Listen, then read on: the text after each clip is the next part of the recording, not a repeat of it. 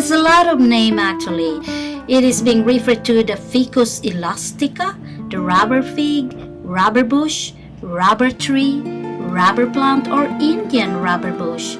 Indian rubber tree is a species of flowering plant in the family Moraceae, native to eastern parts of South and Southeast Asia. It has become naturalized in Sri Lanka, the West Indies, and the US state of Florida.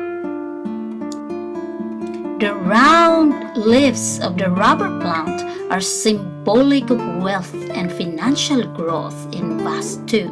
They can bring you a lot of commercial success and money when placed in the correct zone of your house. They also absorb a lot of toxins in the air of your indoors and act as a natural air purifier. So if you don't have yet a rubber plant in your home, then you can actually start to buy or acquire one, and I will surely recommend it to people even if you're not that perfect green thumb person. So the rubber plant could be the ideal house plant for you if you want a tough but easygoing indoor plant that can reach staggering heights with just a few years. The shiny glossy leaves look great in most homes, and although young plants start off small, they will fill the space in an empty corner quickly. So having them in corners or something like that, it will really look so beautiful. And even if you don't want to grow a really tall tree like plant indoors, the rubber plant size can be restricted to an extent with regular pruning. So you don't have to have a very tall rubber plant in your home. All you have to do is just prune them or cut them in the specific size that you wish to have. However, you have to keep in mind these houseplants are determined to grow upwards no matter what, and don't stay small and compact forever, eventually requiring a certain amount vertical of space. Do you know that it doesn't matter what kind of rubber plant you have?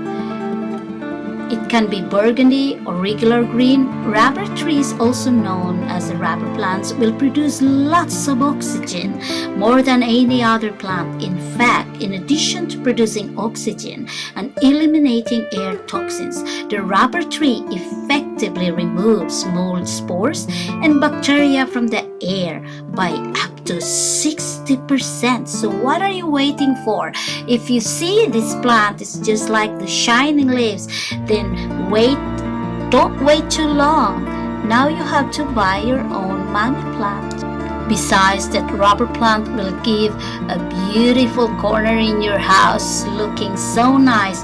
Do you know that they are one of the 7 lucky plants that are believed to usher in abundance and good energy in your home? As with temperature, the rubber plant does not have any strict humidity needs. Just avoid keeping your plant in the direct path of an air conditioner and it will be fine. Unfortunately, the large broad leaves of the plant are an ideal place for dust to settle.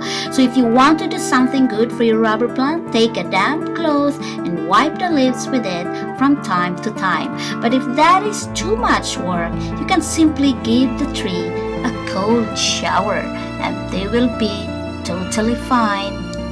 Why are they best for indoor? Actually, rubber plants are a great choice for the beautiful foliage and bonus. They thrive in low light.